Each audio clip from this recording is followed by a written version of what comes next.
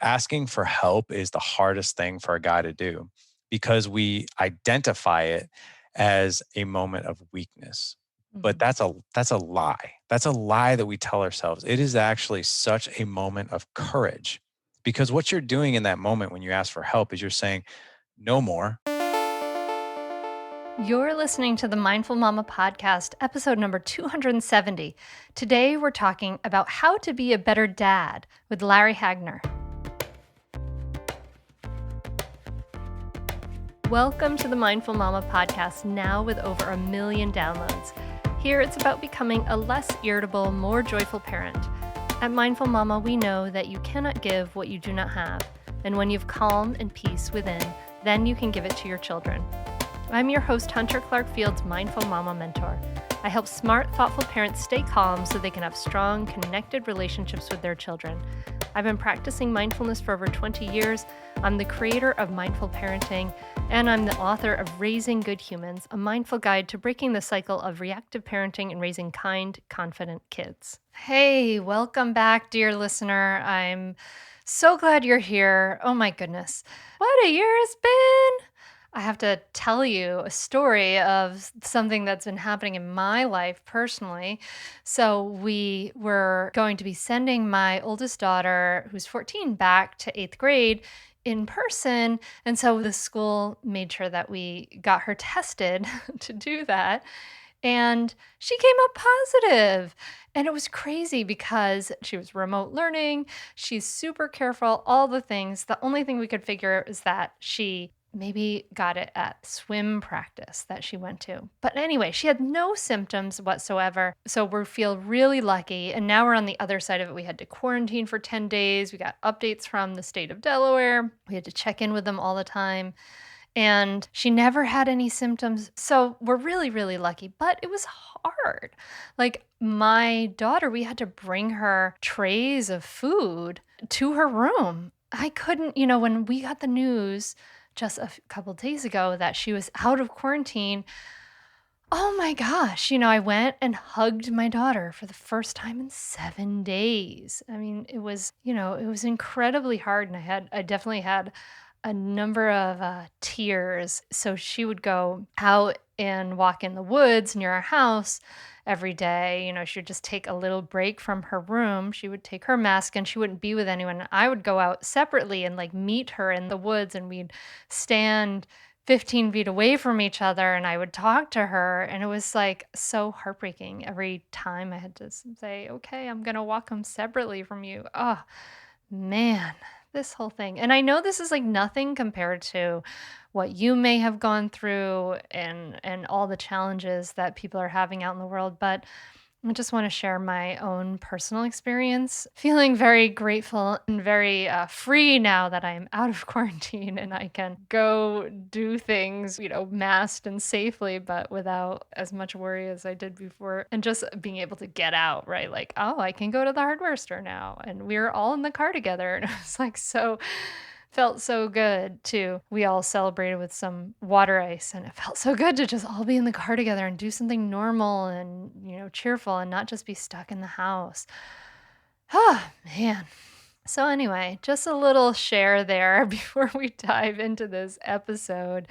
I hope that whatever you're going through, whether you're in the midst of something, you're on the other side or whatever, that, I really think that my meditation practice through that time really kept me grounded, because not only actually did we have the whole like quarantine, no contact with the daughter, we had a sick dog too. She had to go to the animal hospital. We had, it was like, there was puke and other things in the house.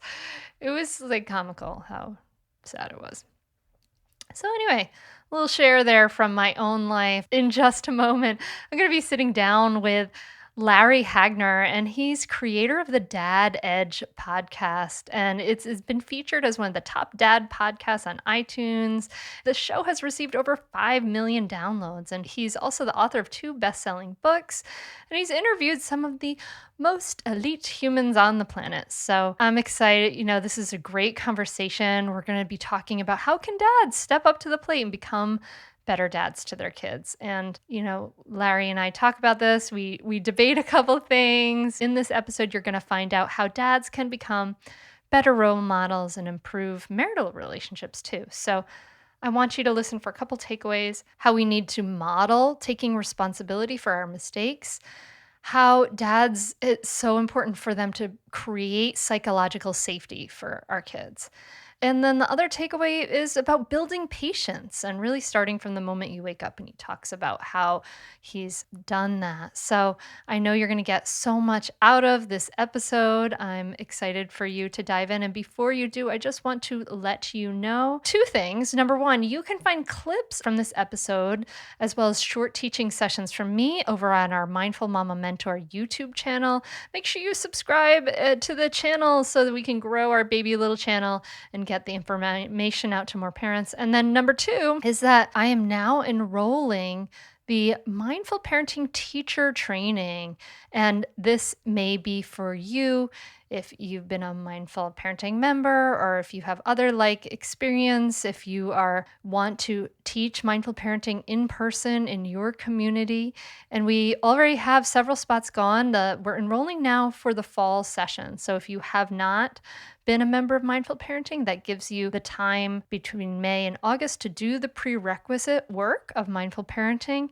If this is something that is calling to you as this work expands, go ahead and go to mindfulparentingcourse.com/teach. mindfulparentingcourse.com/teach. There's should be a link in the notes, and you can learn more and apply. We're having a Q&A session that'll be live on April 7th at 3:30 p.m. Eastern, 12:30 p.m. Pacific, about the teacher training program. So that's all at mindfulparentingcourse.com/teach. And that's it. Sorry for the long intro. Just got to share with you, my dear listener, about the crazy things happening here in my little neck of the woods. I know you're going to love this episode. I won't talk about any more things. Join me at the table as I talk to Larry Hagner. Larry, thank you so much for coming on the Mindful Mama podcast. Hunter, thank you so much for having me. By the way, I love your name. Cool name. Yeah. Thank you. Thank you. It's yeah, I've always liked my name too, actually. But it was odd when I was like semi-vegetarian. My name is Hunter. That was a little strange. No longer a vegetarian? No. Okay. No. I only mammals and fish now. Okay. I'm not into or no, I don't eat mammals. Okay. I knew mammals. So you like fish and birds. Got it. Okay. So if it swims or flies. Swims or flies, I'm okay. Got it. That's what works for me. But we didn't come here to talk about my diet.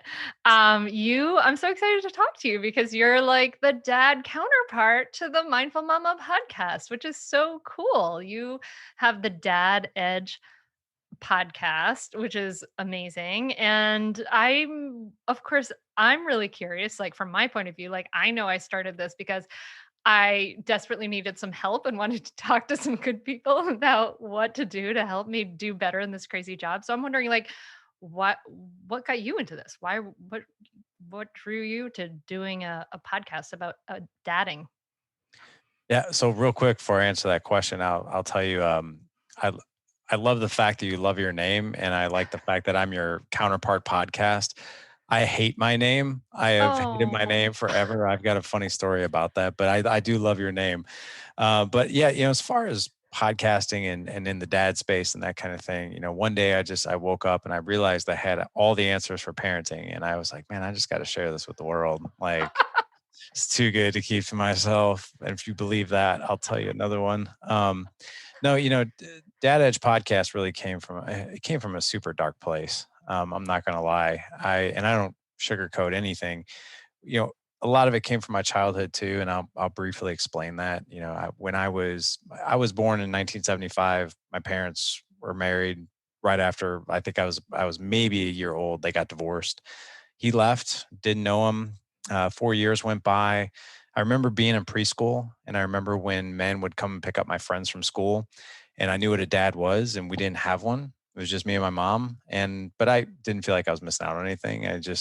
My version of dads back then was moms go out and find dads, and my mom hadn't found one yet. So, first time she ever brought a guy home, I was 4. I'll never forget when this guy just walked in. He was wearing it's 1979. He was wearing a trench coat, three-piece suit, double Windsor knot, mustache, feathered hair. He was a white collar data processor engineer, software engineer for Citicorp. And first question I asked this guy when he walked in was, "Are you going to be my dad?" And this guy, No pressure. right, No pressure. raising the bar right now. But I thought that that's what was going on. They ended up getting married, and they were Wow. together for 6 years, and they got divorced when I was 10. He was a nice guy. He adopted me, and but every year that they were married, it got worse and worse and worse. He was a heavy drinker, mentally and physically abusive. He was never really there. He was traveling a lot. I haven't seen him since I was 10. And Wow. funny thing is when I was 12, I started asking a lot of questions like, well, where did I come from? And, I know he adopted me. Like, what? My mom was like, well, I was actually married. Here's the wedding album and you have another dad. And I was like, why don't we see him? She's like, well, we just don't. He's not a part of your life. When I was 12, I accidentally ran into him as a total fluke. And just for sake of time, I won't go into the details, but I ran into him. And we ended up having a relationship for like 6 months. And he was remarried at the time, had a 2-year-old son, another one on the way. And we hung out for like 6 months. And I was so excited. I was like, oh my God, I met my real dad. I actually and I called him dad like right out of the gate.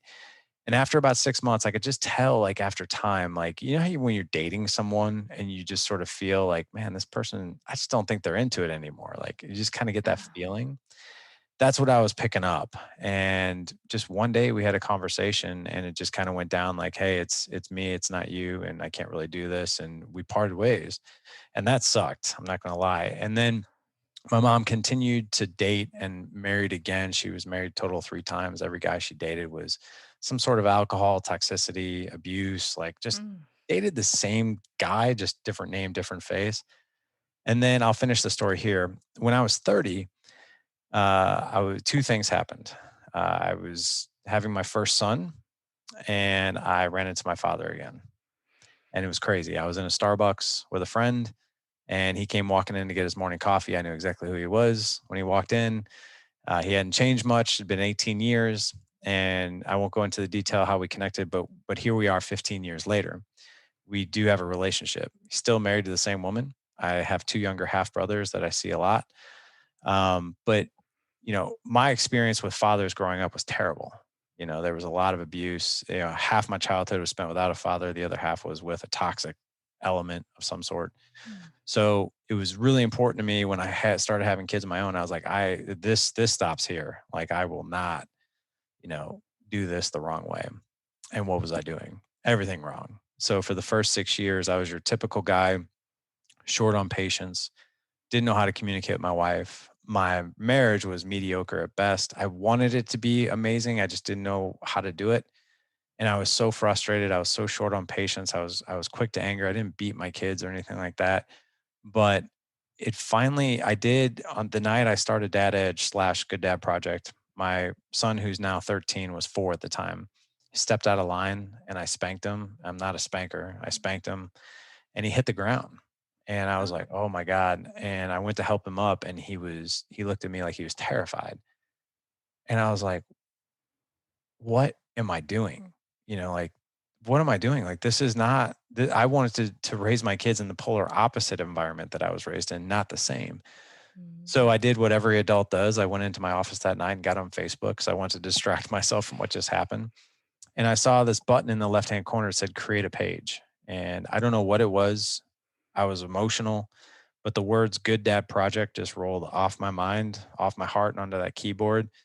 And I just surrendered I was like, I don't know what I'm doing. I don't know anything about communication. I don't know anything about marriage. I don't know anything about intimacy. I don't know anything about patience with my kids, but I'm going to learn.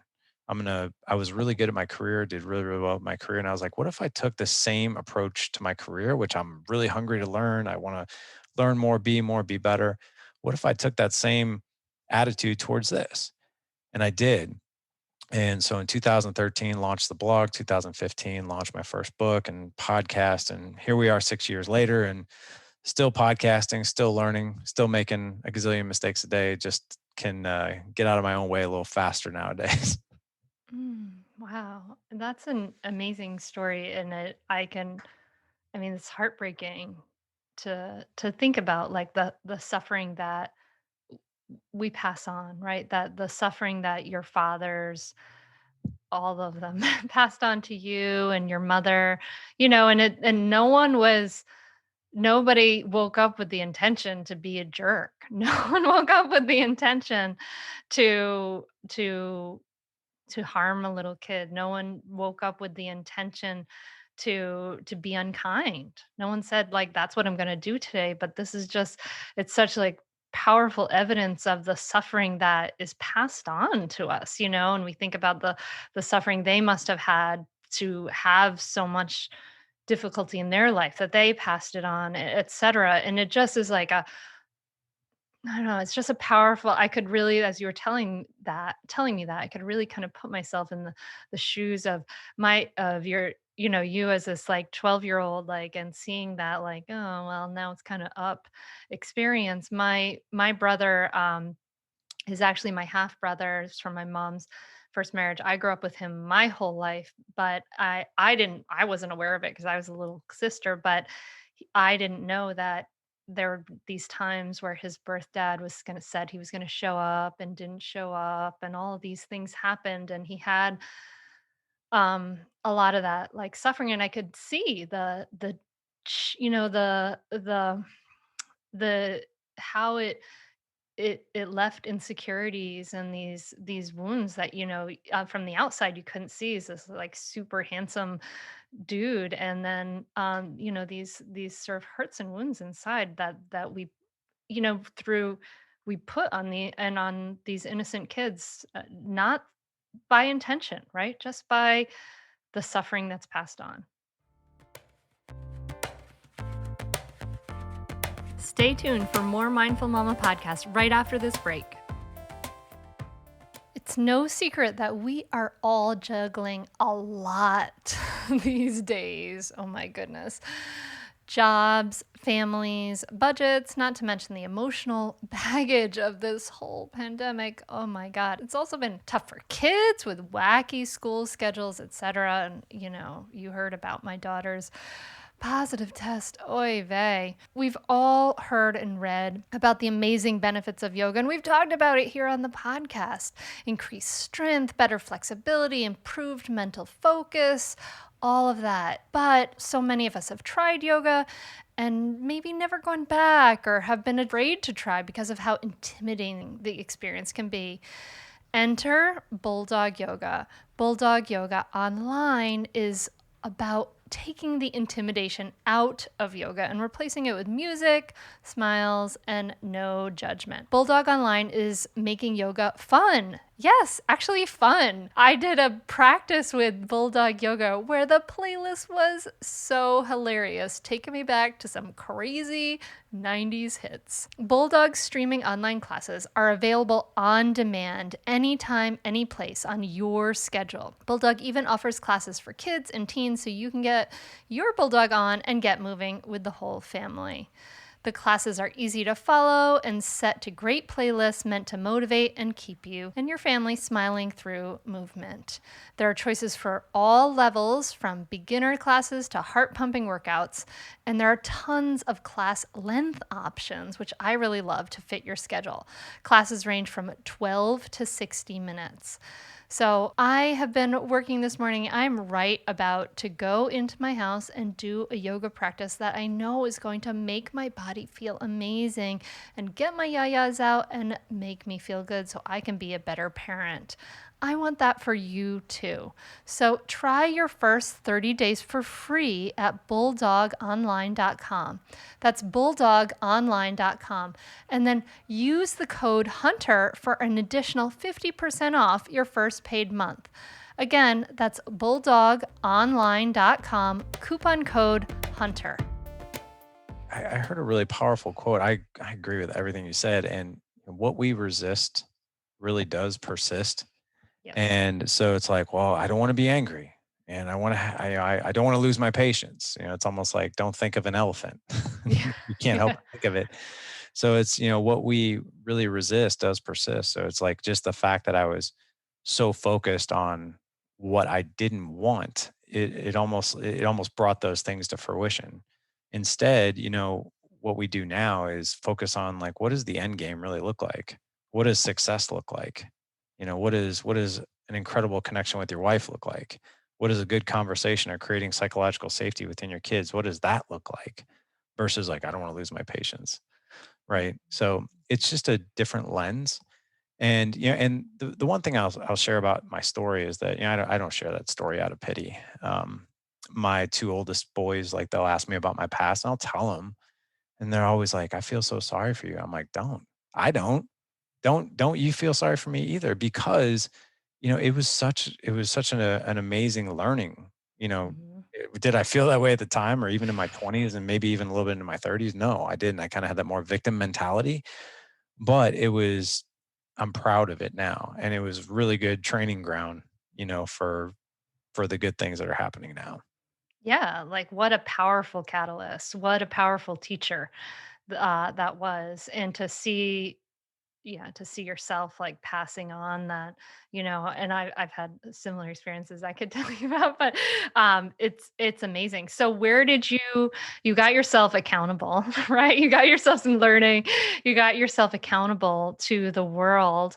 What were some of your first goals for what success would look like for you? I think the one thing that I wanted more than anything is I wanted to create an extraordinary marriage. I wanted to create a legendary marriage. And here's some scary things, right? If I look, we have almost 600 guys in what we call Dad Edge Alliance Mastermind, guys who do life with us on the daily, the weekly, all that. And we have a big community where it's really interactive. 80% of men who apply to be a part of that community want to create an extraordinary marriage. But here's the interesting thing. That's what I want to do too. I was like, man, I love this woman. I just want to be able to connect with her. I want to be able to connect with her physically, mentally, emotionally, spiritually, everything. I don't know exactly what that looks like though. So creating a legendary marriage was definitely at the top of my list. But here's the funny thing. If you think about marriage, the most important relationship in our entire lives, right? Whether we stay together or not, still the mother of our children or the father of our children, but there really is no training ground for that. I mean, I just read here recently that it takes 990 hours to be a police officer, 990 hours of training, right? It takes 8 to 10 years to be a surgeon, 8 years of medical school, 2 years of residency and fellowship. But when it comes to being married, the way society views it and the way we all view it is you walk down the aisle and everybody pats you on the back. It's like, oh, greatest time of your whole life. Don't worry, you'll figure it out. And here's the scary statistics for you. The statistics are these, 50% of all marriages end in divorce. We all know that. What a lot of people don't know is the 50% that stay together are divided up into three camps. So one third, one third, and one third. So the first camp, one third of marriages that stay together, actually identify their relationship as working or excellent or thriving. It's everything they ever wanted. The second camp, the second one third, identify their marriages. It's all right. Like, a little boring. It's not really everything I wanted. I don't really want to break up. I don't know. I like him. She's okay. All right, we'll stick it out. And then the final camp, the third camp, is they don't like each other at all. They're roommates. They're existing under the same roof. There is no connection whatsoever. They're basically waiting for the kids to move out so they can separate. And the two main reasons marriages stay together when they don't want to is for finances and the kids, that perception. Can't afford to get divorced, and then we don't want to break up for the kids. But for me, it was creating a legendary marriage with my wife. And then on top of that, the one in second was to create more patience and a better connection and a better childhood experience for my boys. Yeah. You wanted to, yeah, I mean both of those things. Like we don't have training for either of those things, and these may be like the most important things in our life, right? Like they're the things that give us the most satisfaction in our lives ultimately. And yeah, we don't really, no, you're right. Zero training in that. So you talk about like patience. I want to hear more about patience and improved relationships and connection, but since you started with marriage, what were some of the, I mean, so I mean, I guess for me hearing your story, from what I'm hearing is that like you needed to heal some stuff, right? Before you were able to connect with them at all, right? Like you had some internal work that you needed to do to heal these old wounds. What did you do to start that process? Yeah, I read a lot of books. I did a lot of counseling. I Mhm. joke with I've been seeing the same counselor for 19 years, just on and off. At this point, like I might see him like 3 times a year, just to sort of check in on a few things. But it was really more of like self education of uh, I call it more of an evolution. So like, I think in my late teens and 20s, like I had a lot of resentment. I had a lot of that victim mentality. I'll never have a successful marriage cuz I didn't see one. I can't have good relationships cuz I never had that. Like all these really poor things that you kind of say to yourself. But it was really a lot of it had to do with reading a lot, going to counseling. The other thing too is really upgrading the people that I was spending time with. So in Mhm. 2015, I joined my first mastermind. And I had no clue what a mastermind even was. I just knew that this was an elevated level of men that were focused on their marriage, that were focused on their business, that were focused on their kids and the connection there, even on their spiritual life.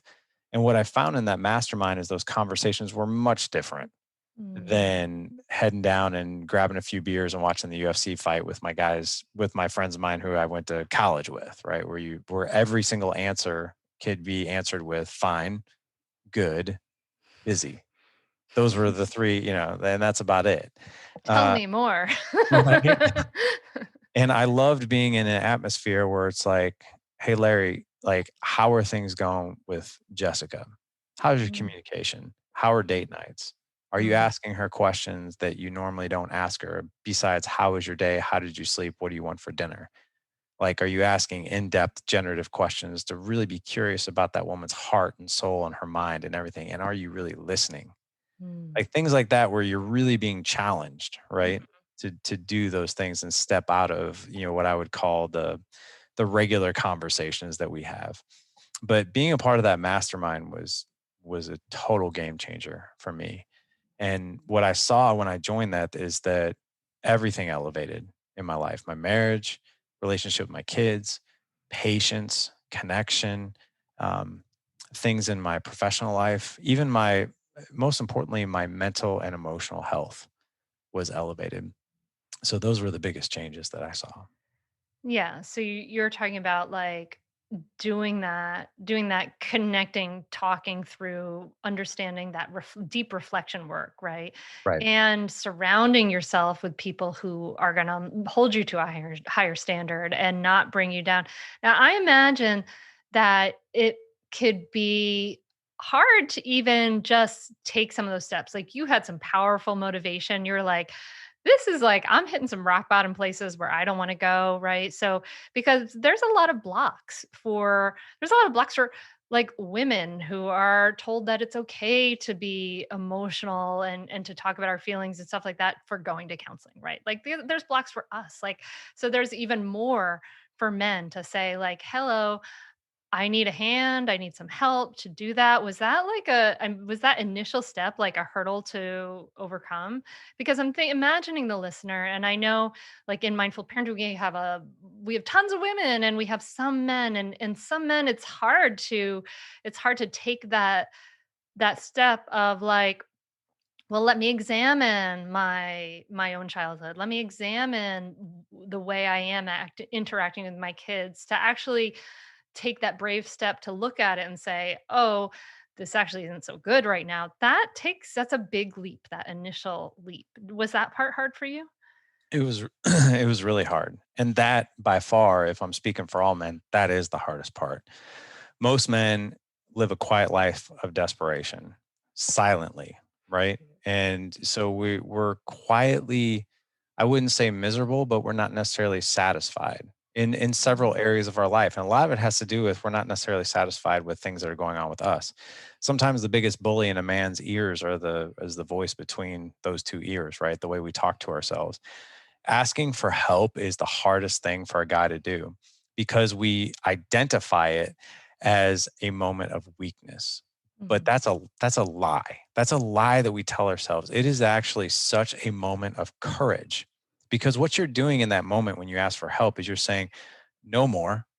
I'm not going to live like this anymore. I refuse to live like this anymore, to where I'm not getting everything that I possibly want out of my marriage. And I know I'm not showing up as the man that I truly want to be in that relationship. And I want that relationship to be amazing. And I'm not being the man or the father that I truly want to be for my kids.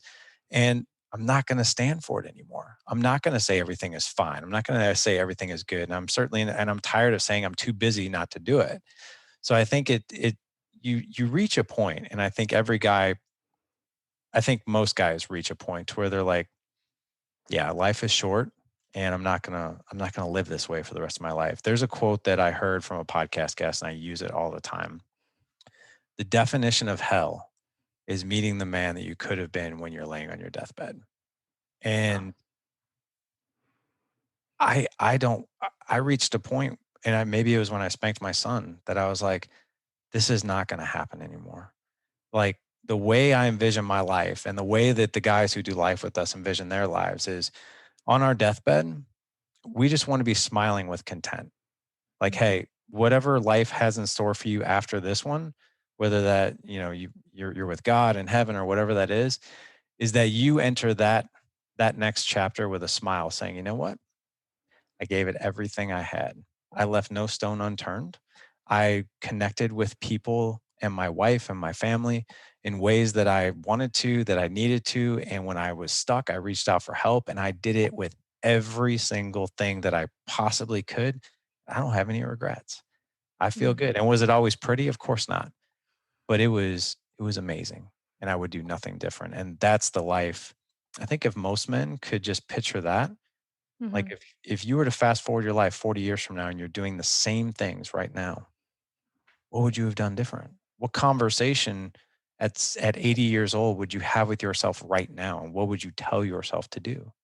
And I think that's the sense of urgency that men don't see, because we're living so much day to day, and we're maybe thinking about the next day or maybe the next week if we're lucky, but we're not necessarily thinking of that long game. That perspective. Yeah, that's beautiful. Like if you're on 40 years from now, what are you going to look back on? What are you going to see? Get that perspective to get out of that day to day. I love that. So when you look at you, so you talk to a lot of guys and you talk about relationships and things like that. What are the most common mistakes that fathers are making in parenting? And I'm wondering also specifically about like what are some of those things, like for you, you had that wake up call, right, of the spanking. Like, so for a father, for dad, maybe who's listening to this, like what are the things that he could look for are signs that maybe that a change needs to happen? What are those like mistakes? I think the first sign by far is to just get really real with yourself and just ask yourself, is this everything that I thought my life could be? My family, my connection with my kids. And if that answer is no, then absolutely action needs to be taken. And as far as, like, and I think for a lot of men, that's very overwhelming. Like, when I talk to a man before he joins our community, our mastermind, I always ask, what has your attention right now? And it's always one of five things. So we call it the five dimensions of being a husband, being a man, being a father. So those five dimensions that always have our attention, that circle the mind and heart of a man, is number one, managing your personal finances, your family finances. Um, 50% of divorces, so the divorce rate is 50%, but half of those divorces are due to financial stress and strain, because people just don't know how to manage finances. But if men knew how to do that better, it would relieve some stress. That's one of the minor ones, though. Mhm. Optimizing physical, mental, emotional health. The first thing a man will usually do, and he does this from a very noble place, is he completely puts self care on the back burner, because he thinks, his perception is that, well, if I sacrifice myself, I'll be good for everybody else. And that perception is so incorrect. If you're not taking care of yourself physically, mentally, emotionally, you can't possibly show up for the woman in your life or your kids. So optimizing that. What I would say has the attention of probably 7 out of 10 men is creating a legendary marriage. And in order to create a legendary marriage, there's four elements and a foundation. The four elements are self-care, partnership, partnership is the not so sexy side, which is the finances, it's the schedules, it's the chores, it's the roles. You do this, I do that. Then there's friendship, and that's like a deep knowing of each other. That's, do we like spend time together? Are we, do we have things in common? And then there's intimacy and lovers. And you don't have to explain that one to any man. We all get that. Underneath those four pillars, there's a foundation of communication. And if I can identify one area where men are always like, I want better communication. Men will tell you that, I want better communication. I'm like, well, what does that look like? And they're like, I don't know. I want better. I want more. More and better is not a measure. Within communication, you have tactical empathy, you have emotional validation, you have active listening, you have labels and mirrors. And most importantly, another Achilles heel for men, believe it or not, is being able to ask for what they need, want, and desire, and to do it in a not so needy way, but a confident and empowering way, not an overpowering way, but empowering, right? And so that's legendary marriage. And then the fourth element is connection with your kids, creating memories, patience, psychological safety, where your kids will tell you anything. And then the final one is leadership. So those five elements, if I look at any man's life in like a fishbowl, those five dimensions is usually what has the attention of a man. When a man comes and talks to us about what he wants to do, I always say, what has your attention? And like I said, 7 out of 10 times it's marriage. And then usually right after that is parenting. Stay tuned for more Mindful Mama podcast right after this break. We are supported by Hello Water. So if you are like me, sometimes you just want a break from a glass of water. Like, I stay hydrated, I drink a lot of water, but sometimes you want something different. But you don't want to be drinking sugary juices or sodas. So you can do what I do and stock your fridge with Hello Water.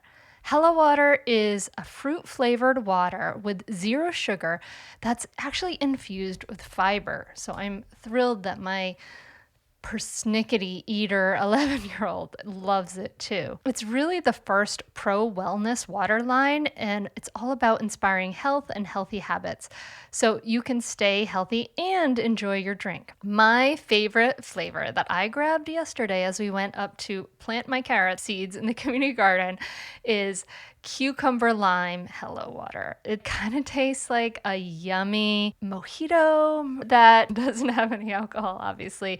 And my daughter, Sora, she loves the mixed berry and the orange mango. We are both big fans. With 7 delicious flavors, there's something for everyone. Besides our favorites, there's also pineapple, coconut, lemon, lime, and more. They're light and they're refreshing, and they're made with only quality natural ingredients and 0 grams of sugar. Even better, Hello Water delivers wellness benefits for your digestive health, your immune defense, and the body's pH balance.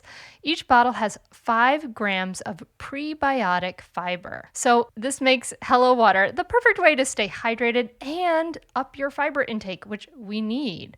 So say goodbye to sugar and Hello Water today. For a limited time, you can get 10% off your first order. Just head to hellowater.com and use my promo code HUNTER. So that's 10% off right now. Go to hellowater.com, promo code HUNTER. They're so refreshing, you won't regret it. So maybe some of those signs that like you're needing some help, maybe you're not feeling that friendship you're with your wife, or you're not having that good communication with your wife, or with your kids, they're, if it's not feeling good, right? Like if they're like, I just want better, right? Maybe some of those signs are like they're yelling, like it's just like a disconnection, it's frustrating, all that stuff. Would you say? It's frustrating. So with kids, it could be like losing your patience. Another way it shows up is my kids won't talk to me. Mm. That's your first sign that you're not creating an environment of psychological safety with your kids. They don't feel safe telling you things because of maybe past of how you reacted and that kind of thing. With your wife and communication, and you know this better than anybody, and I've had to learn these lessons the hard way.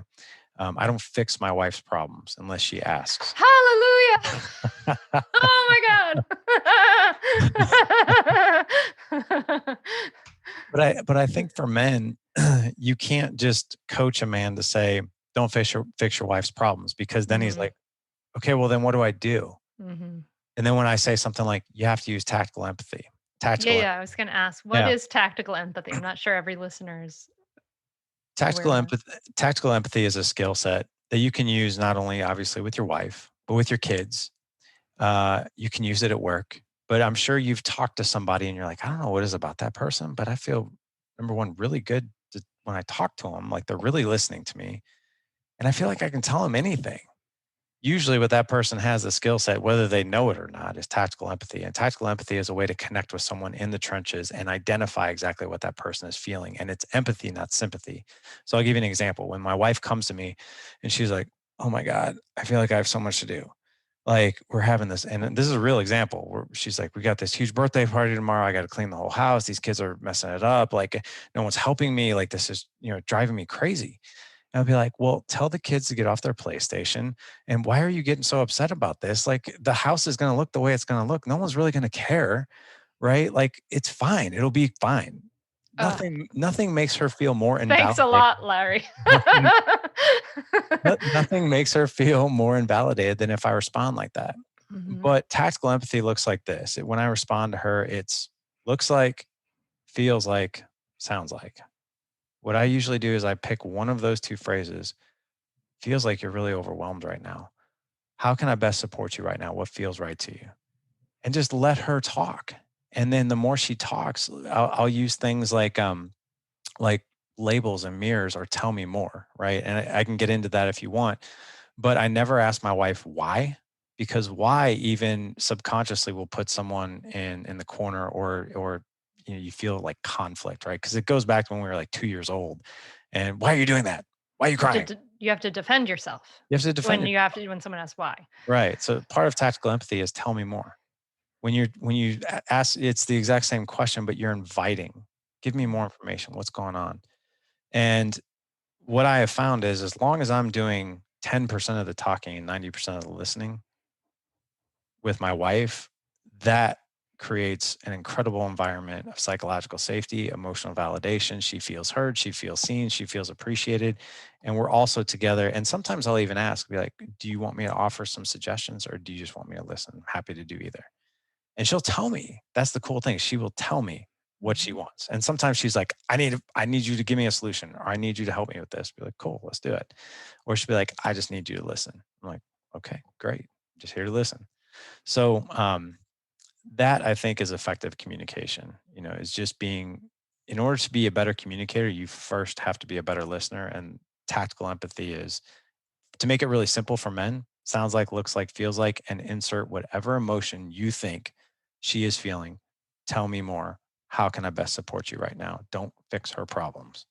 That's so beautiful. I talk about this in Raising Good Humans. We talk about this in Mindful Parenting, that reflecting back of like, what you're, saying and simplifying into the like, what this looks like and feels like is, I'm seeing you, I'm hearing you. And yeah, sometimes we just need to vent, right? Like we just need to be heard and we just need to say these things out loud. And it can be so healing to be heard, right? To be really truly listened to. It's like a healing tool, and it's a tool for connection. Like it's like, yes, you're really sharing that heart space, that mind space, that that whole thing, and it's bringing you together rather than driving you apart, which is amazing. Yeah, Yes, yeah, exactly. yes, yes, yes. So hear what Larry said. Three magic words: tell me more. Tell me more. Tell me more. So now, with kids, now I'm curious about what did you change? Because you obviously wanted to stop spanking. And we know that like spanking, all the research on spanking shows that it leads to no good things. It definitely doesn't lead to any kind of connecting relationship, right? Which is what you're wanting with your kids, is like a connected, warm relationship. So how are you holding boundaries now with your kids without using the threat of physical punishment? So that's a big question, and it goes in line with patience. So I'll go in a couple different directions here. So I just launched a course on creating more patience. Hmm. And basically what I did was I took 600 and something podcast guests, all the parenting experts we've had, everything that we've learned in our mastermind from experts and that kind of thing. And I literally weeded it down to 37-minute course. So what I can tell you, number one, patience is not a feeling. Most of us are like, like I should be more patient, or why can't I be more patient? Why can't I have the feeling of patience? It's not even in our DNA to have patience. Patience is a skill that we hone, right? And so I'll give you an example of a few things in the course. Patience can be built actually throughout the day. So patience, your level of patience starts the moment your feet hit the ground in the morning. So I'll give you an example. I do not check my phone or social media or anything until 8 a.m. and I wake up at 4 every morning. My Those 4 hours are strictly for morning routine, self care, journaling, and all that good stuff. Right. So not that I need 4 hours to journal, but I take like 10 minutes. But no social media. The reason for that is because, or emails or text messages or anything. And that unfortunately is the one thing that people do. They grab this thing first because it's also their alarm clock. And what happens is when you're on social media or text or email, doesn't matter, you're being agitated. Your fight or flight response is actually being agitated. You could see something on social media. It's like somebody's highlight reel that you can't stand. You're like, ugh. Or you get an email from your boss. Hey, I need this report today. It's due today. Or you get that text message like, hey, I need you to do this real quick. Why you were supposed to get back to me yesterday. You immediately are in a fight or flight response from the moment you get out of bed. And you've basically set the stage for the entire day that you're probably not going to respond very positively to anyone.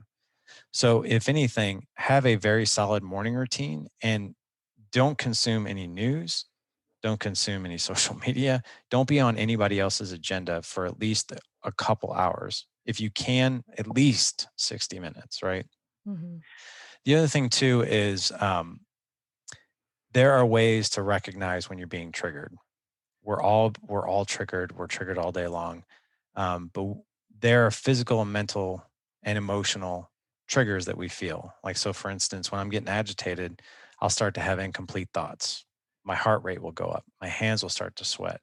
I'll start to like clench my fists, right? I'll feel myself getting heated up. Now, in order to interrupt that pattern, if my kids are doing something where I'm getting, ticked off, a lot of us blame ourselves for getting internally impatient or upset or mad or annoyed. And it's not necessarily what's happening internally, it's, are you going to completely lose it externally? So we can do certain things like count backwards in threes from 50 to 0. Now, of course, you never get to 0, but if you go, 50, 47, 44, 41, 38, what you're doing is you're creating space between reaction and response. If you can Hmm. just create some space to think logically, you're less likely. Or box breathing is another one. Hmm. The other thing too is I'll use tactical empathy when I want to react. Because if my kid's flying off the wall and I'm pissed, be like, looks like you're really upset right now. Tell me what's going on. Versus Hmm. like, why are you crying? Stop. I'm not great at it all the time, but I do try to insert that.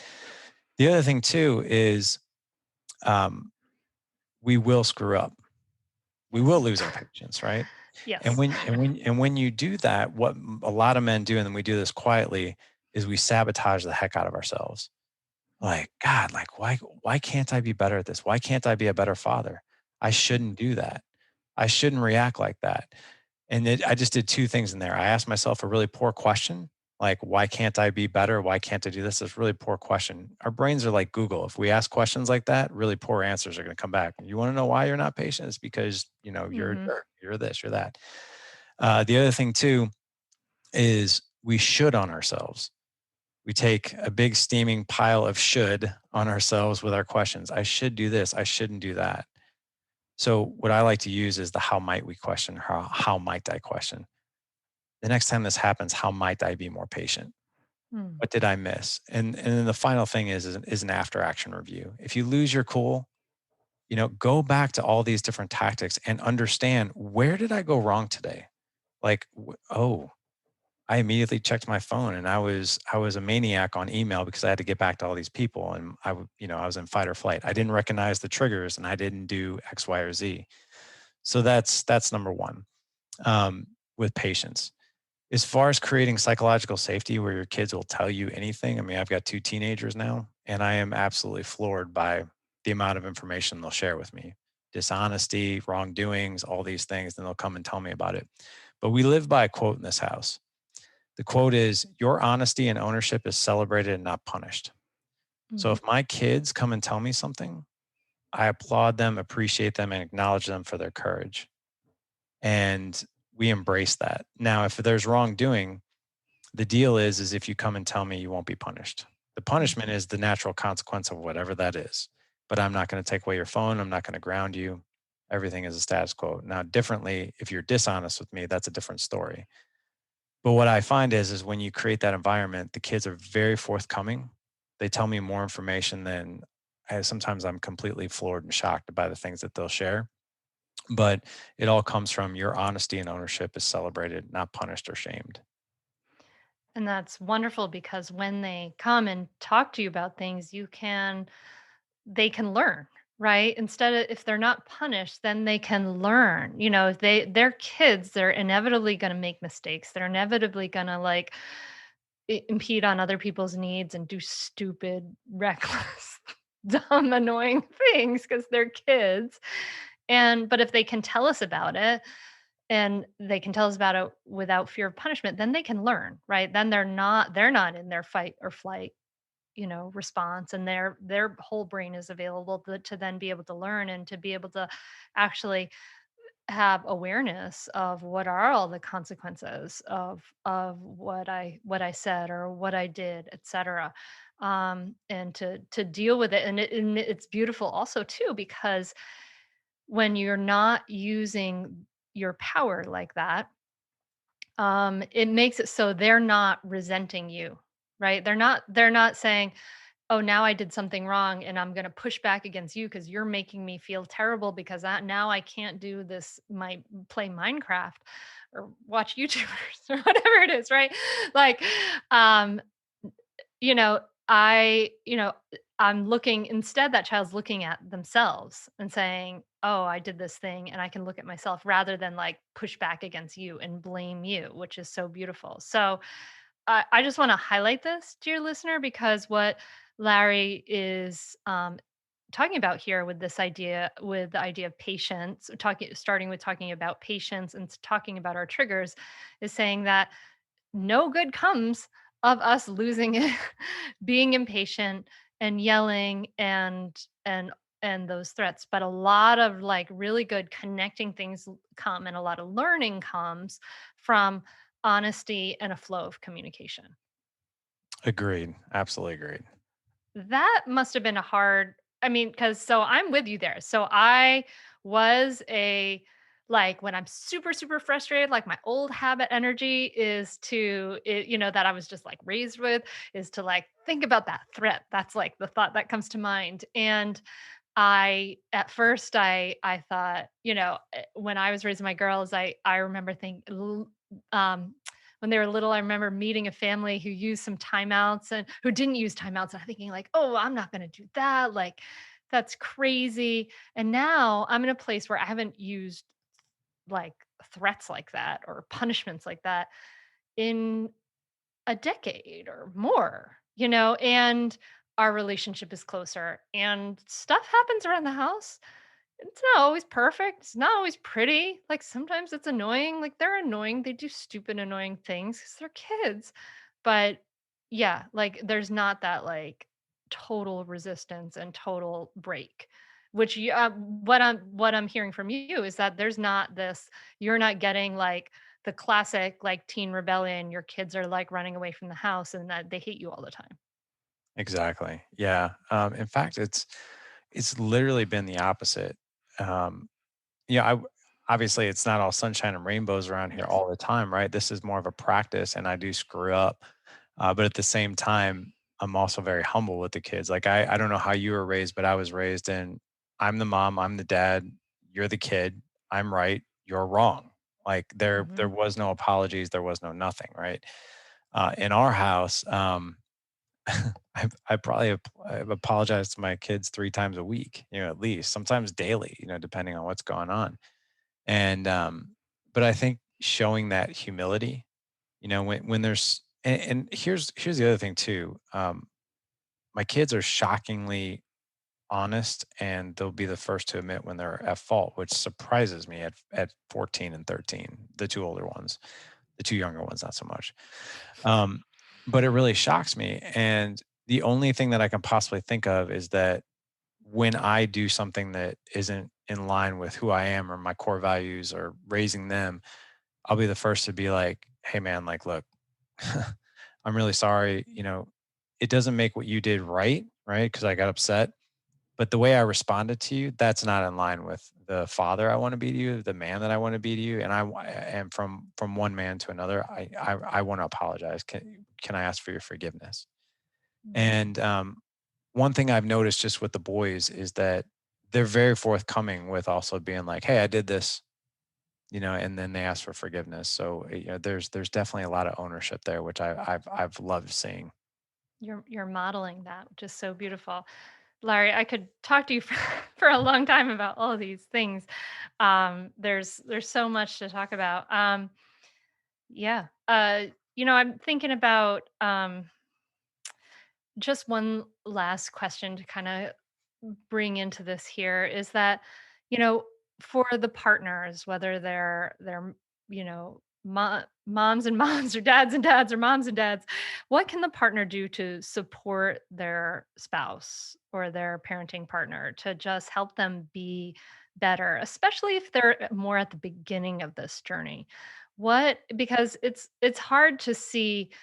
I know a bunch of listeners who listen to the podcast who are learning so much, right? They're learning so much. They may be in mindful parenting and learning like a tons of new things. And their partner may not be at the same place in that journey. What can that person, how can they support their partner? Wow, that's such a good question. Um, I think one of the things that people can do, and this is just, this is married couples, it could be on parenting, it could be anything else. And this is something that I've truly have tried to live by over the past few years. And that is approach every interaction with appreciation and curiosity, not expectation and agenda. So, and it's human nature to approach every interaction with expectation and agenda. Hunter, if I'm going to come talk to you, it's because I have an agenda and I expect something at the end of it, right? And we do that with our wives, we do that with our kids, especially when we see Mm, someone operating maybe not in line the way we want them to, or we think that they could do it better, or they're not on the same page as us. But I think it's so important to approach that person and truly understand what it is they're doing and why they're doing it without asking why, right? Because another quote that we live by in the home is however someone is operating, it makes total sense to them. It mhm. may not make any sense to you, but it makes total sense to them. So if you approach someone with an observation, be like, hey, I saw this such and such, you know, tell me what's going on. Tell me what's on your mind. I noticed, like, so for instance, if I notice my wife is stressed out or something, or maybe she's burnt out or whatever, I won't be like, what has been wrong with you lately? Like, why are you so crabby? Right. There's part of me that thinks that, and she does the same with me. Yeah. But I'll be like, "Hey, I've noticed, I noticed this feeling of tension lately, and, is there anything I can do? I feel like there might be something going on. Tell me about it." And she will, and she'll be like, Man, I haven't had a break. It's like it's been, quarantine and coronavirus and, like, homeschooling, like, I feel like I'm, stuck in the house and this and that." And I go, "Great, well, if we were to wave a magic wand and you could, do something to alleviate this, what would it be?" She'd be like, "Oh, yeah, I'd really love to go to happy hour with my girlfriends." "Great. When do you want to go?" Things like that, to where, like, instead of, like, being demeaning towards the person of why they need to be in line with what your expectations are, or even pushing them into a corner of being like, "Why are you acting like this?" Approaching that with curiosity and appreciation, I think, is the best way to go. Amen. I love it. Yeah. Kindness and curiosity. There's like the core attributes of mindfulness, right? Is like the Exactly. attitudes of kindness and curiosity. Curiosity, the opposite of judgment. It's Right. that opposite side of the spectrum. So awesome. I love this, Larry. I could talk to you about those things so much. I hope it's been really, I know it's going to have been really helpful for the listener. When for people who are curious to learn more about you, you're obviously a podcast listener, dear listener. Larry's got the Dad Edge podcast. You can find it where you're listening to this podcast. And where else can they find you, Larry? Well, for right now, I mean, we're doing a rebranding here. You can find everything at gooddadproject.com. We actually have a brand new free resource we just launched a couple months ago called 21 Days to an Extraordinary Marriage. It's totally free. I don't want anything from you, but in that particular resource, teach men in particular three skill sets on how to connect, how to emotionally validate, how to date and pursue your wife again without an agenda, but to actually have the intention to actually connect with her. I even give you the script, the basically lay it all out there, and all you have to do is go execute. But yeah, the podcast can be downloaded anywhere where podcasts are, and yeah, that's about it. Well, thank you so very much. It's been a pleasure. I really appreciate the work that you're doing. Really appreciate your honesty and sharing your story. And I know that that honesty is hard won. And I really, I think it's doing a lot of good in the world. And I know it will do a lot of good from this conversation. So thank you so much, Larry. Back at you. Thank you for having me on.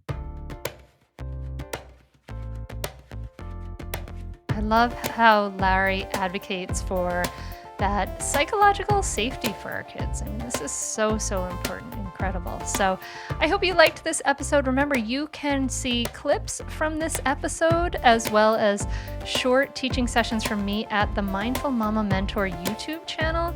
When you go there, please make sure you subscribe so we can grow this channel and get the information out to more parents. Share it around and let me know what your takeaways are from this. Are you going to be sharing this with some dads in your life? I would love to know. And then finally, just a quick reminder, if you are interested in learning more about the Mindful Parenting Teacher Training Program, we are going to open up a session of it for fall of 2021. We are enrolling now. Enrollment will close this spring for that fall session. So go ahead and head over to mindfulparentingcourse.com/teach to learn more. And thank you. Thank you for being here. Thank you for listening. Thank you for being part of this community that is revolutionizing the way that we parent and the way that we relate to kids. I really think that it's a ground up revolution. I'm so happy that you are here and part of it. Thank you for supporting the podcast. And I'm so, so glad to connect with you. I wish you peace. I wish you joy. I wish you groundedness and all the things that you need to be able to show up fully in this one precious life that we have. So thank you so much. Namaste. I'd say definitely do it. It's really helpful. It will change your relationship with your kids for the better. It will help you communicate better. And just, I'd say communicate better as a person, as a wife, as a spouse. It's been really a positive influence in our lives. So definitely do it. I'd say definitely do it. It's so worth it. The money really is inconsequential when you get so much benefit from being a better parent to your children and feeling like you're connecting more with them and not feeling like you're yelling all the time or you're like, why isn't things working? I would say definitely do it. It's so, so worth it. It'll change you. No matter what age someone's child is, it's a great opportunity for personal growth and it's a great investment in someone's family. I'm very thankful I had this. You can continue in your old habits that aren't working, or you can learn some new tools and gain some perspective to shift everything in your parenting. Are you frustrated by parenting? Do you listen to the experts and try all the tips and strategies, but you're just not seeing the results that you want? Or are you lost as to where to start? Does it all seem so overwhelming with too much to learn? Are you yearning for a community of people who get it, who also don't want to threaten and punish to create cooperation? Hi, I'm Hunter Clarke-Fields, and if you answered yes to any of these questions, I want you to seriously consider the Mindful Parenting membership. You'll be joining hundreds of members who have discovered the path of mindful parenting and now have confidence and clarity in their parenting. This isn't just another parenting class. This is an opportunity to really discover your unique, lasting relationship, not only with your children, but with yourself. It will translate into lasting, connected relationships, not only with your children, but your partner too. Let me change your life. Go to mindfulparentingcourse.com to add your name to the waitlist, so you will be the first to be notified when I open the membership for enrollment. I look forward to seeing you on the inside. mindfulparentingcourse.com.